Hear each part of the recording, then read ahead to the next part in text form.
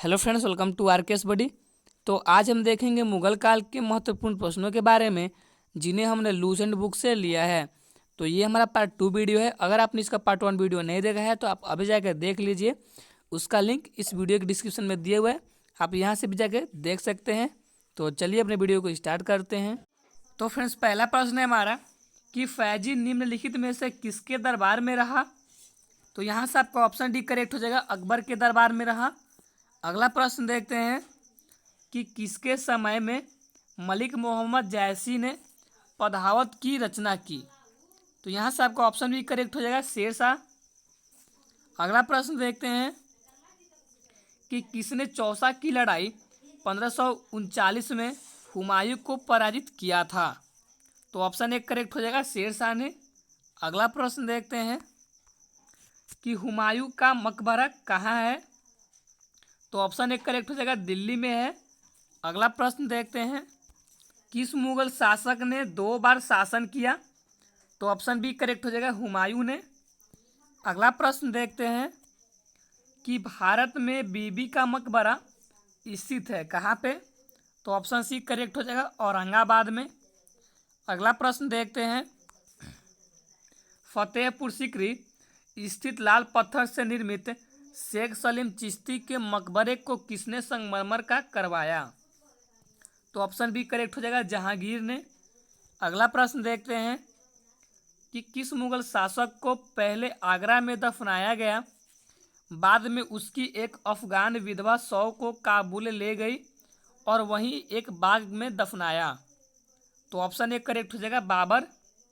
अगला प्रश्न देखते हैं कि किस मुगल शासक को उपवनों या उद्यानों में अत्यंत अभिरुचि के कारण उपवनों का राजकुमार मालियों का मुकुट कहा गया। तो ऑप्शन एक करेक्ट हो जाएगा, बाबर को। अगला प्रश्न देखते हैं कि कौन सा पहला मुगल शासक था जिसने कुषाण साम्राज्य के पतन के बाद भारतीय साम्राज्य में काबुल व कांधार को शामिल किया। तो ऑप्शन एक करेक्ट हो जाएगा, बाबर ने। अगला प्रश्न देखते हैं किस युद्ध को जीतने के बाद शेरशाह ने दिल्ली में अफगान सत्ता की स्थापना की। तो ऑप्शन एक करेक्ट हो जाएगा, बिलग्राम का युद्ध जीतने के बाद शेरशाह ने दिल्ली में अफगान सत्ता की स्थापना की थी। अगला प्रश्न देखते हैं कि निम्नलिखित भारतीय शासकों में से अकबर के समकालीन कौन थी या था। तो ऑप्शन एक करेक्ट हो जाएगा, रानी दुर्गावती थी। अगला प्रश्न देखते हैं कि शाहजहां ने निम्नलिखित में से किस शहर में मोती मस्जिद बनवाई थी। तो ऑप्शन सी करेक्ट हो जाएगा, आगरा में। अगला प्रश्न देखते हैं कि किस मुगल बादशाह ने जजिया नामक कर पुनः लगाया। तो ऑप्शन सी करेक्ट हो जाएगा, औरंगजेब ने। अगला प्रश्न देखते हैं कि अकबर के शासन काल में अमलगुजार नामक अधिकारी का कार्य था। तो ऑप्शन बी करेक्ट हो जाएगा, भूमि राजस्व का मूल्यांकन और संग्रह करना। अगला प्रश्न देखते हैं कि शिवाजी ने मुगलों को किस संधि के द्वारा किलों को स्थानांतरित किया। तो ऑप्शन सी करेक्ट हो जाएगा, पुरंदर के द्वारा। अगला प्रश्न देखते हैं किस वर्ष वैशाली के दिन 13 अप्रैल को गुरु गोविंद सिंह ने खालसा पंथ की नींव रखी थी। तो ऑप्शन बी करेक्ट हो जाएगा, 1699 में। अगला प्रश्न देखते हैं कि निम्न में से कौन सा मुगल बादशाह पहले तो अंग्रेजों का कैदी रहा और बाद में जीवन पर्यंत मराठों का पेंशन भोगी रहा। तो ऑप्शन एक करेक्ट हो जाएगा, शाह आलम 2। अगला प्रश्न देखते हैं कि दक्षिण में निम्नलिखित में से किसके शासन में मुगल साम्राज्य तमिल राज्य क्षेत्र तक फैला। तो ऑप्शन बी करेक्ट हो जाएगा, औरंगजेब के शासनकाल में। अगला प्रश्न देखते हैं मुगल सत्ता की पुनर्स्थापना किस युद्ध में हुमायूं को मिली विजय के फलस्वरूप हुई। तो ऑप्शन डी करेक्ट हो जाएगा, सरहिंद का युद्ध। अगला प्रश्न देखते हैं कि किस मुगल बादशाह की मृत्यु दिन पनाह पुस्तकालय की सीढ़ियों से गिरने के कारण हुई। तो ऑप्शन बी करेक्ट हो जाएगा, हुमायूं की मृत्यु। दीनपना पुस्तकालय की सीढ़ियों से गिरने के कारण हुई थी। अगला प्रश्न देखते हैं कि किस मुगल बादशाह के दुर्भाग्य पर व्यंग्य करते हुए लेन पुल ने लिखा है कि वह जीवन भर ठोकरें खाता रहा और ठोकर खाकर ही उसके जीवन का अंत हुआ। तो ऑप्शन सी करेक्ट हो जाएगा, हुमायूं। अगला प्रश्न देखते हैं कि मुगल प्रशासन में मोहब्बत सीबा था। तो ऑप्शन सी करेक्ट हो जाएगा, लोक आचरण अधिकारी। अगला प्रश्न देखते हैं कि मुगल प्रशासन में मदद ए मास इंगित करता है।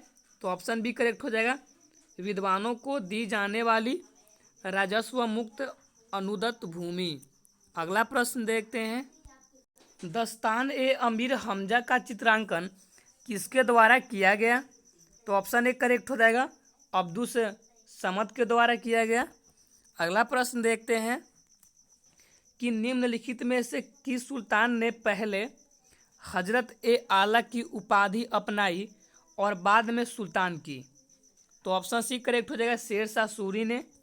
अगला प्रश्न देखते हैं,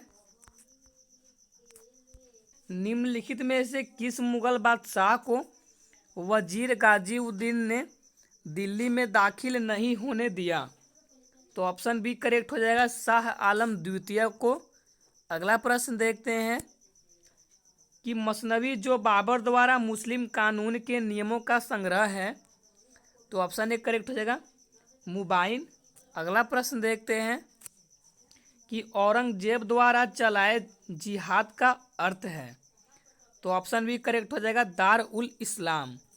अगला प्रश्न देखते हैं कि दिल्ली के लाल किले का निर्माण किसने करवाया था। तो ऑप्शन डी करेक्ट हो जाएगा, शाहजहां ने करवाया था। अगला प्रश्न देखते हैं, हुमायूं द्वारा लड़े गए 4 प्रमुख युद्धों का तिथि अनुसार सही क्रम अंकित करें। युद्ध स्थलों के नाम अंकित है, तो यहाँ से आपका ऑप्शन भी करेक्ट हो जाएगा। पहला युद्ध होता है दौरा का, फिर चौसा का, फिर कन्नौज या बिलग्राम का, फिर सरहिंद का। तो ऑप्शन बी टिक कर लीजिएगा, ये आपका करेक्ट ऑप्शन हो जाएगा। अगला प्रश्न देखते हैं कि निम्नलिखित में किस इतिहासकार ने शाहजहां के शासन काल को मुगल काल का स्वर्ण युग कहा है। तो ऑप्शन सी करेक्ट हो जाएगा, एल श्रीवास्तव ने कहा है। अगला प्रश्न देखते हैं कि पटना को प्रांतीय राजधानी बनाया था किसने। तो ऑप्शन ए करेक्ट हो जाएगा, शेर शाह ने बनाया था। अगला प्रश्न देखते हैं कि मयूर सिंहासन तख्त ए ताउस पर बैठने वाला अंतिम मुगल बादशाह कौन था। तो ऑप्शन बी करेक्ट हो जाएगा, मोहम्मद शाह रंगीला थे।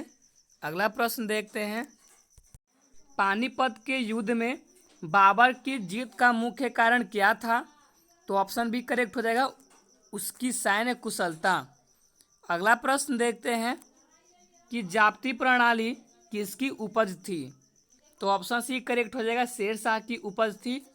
अगला प्रश्न देखते हैं कि जवाबित का संबंध किससे था। तो ऑप्शन ए करेक्ट हो जाएगा, राज्य कानून से था। अगला प्रश्न देखते हैं कि ईरान के शाह और मुगल शासकों के बीच झगड़े की जड़ क्या थी। तो ऑप्शन बी करेक्ट हो जाएगा, कांधार। अगला प्रश्न देखते हैं कि मुमताज महल का असली नाम था।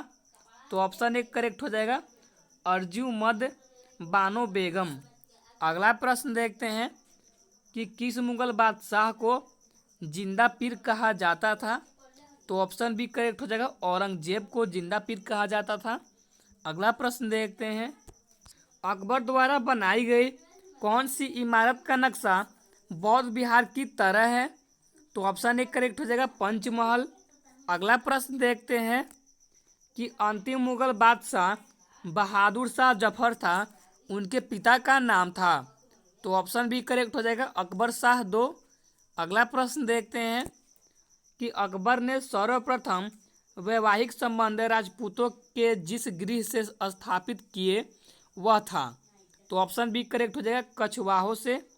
अगला प्रश्न देखते हैं कि औरंगजेब ने दक्षिण में जिन 2 राज्यों को विजित किया था वे थे।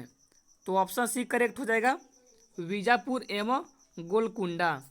अगला प्रश्न देखते हैं कि निम्नलिखित मुगल बादशाहों में किसने अपनी आत्मकथा फारसी में लिखी। तो ऑप्शन सी करेक्ट हो जाएगा, जहांगीर ने। अगला प्रश्न देखते हैं, मुगलों ने नौरोज या नौरोज का त्यौहार लिखा। तो ऑप्शन ए करेक्ट हो जाएगा, पारसियों से लिया था। अगला प्रश्न देखते हैं, कौन सा मकबरा द्वितीय ताजमहल कहलाता है। तो ऑप्शन सी करेक्ट हो जाएगा, रबिया उद दौरानी का मकबरा, या आप उसे बीबी का मकबरा भी कह सकते हैं, दोनों उसका ही नाम है। तो फ्रेंड्स यहीं पे हमारी वीडियो ख़त्म होती है, तो मिलते हैं नेक्स्ट वीडियो में।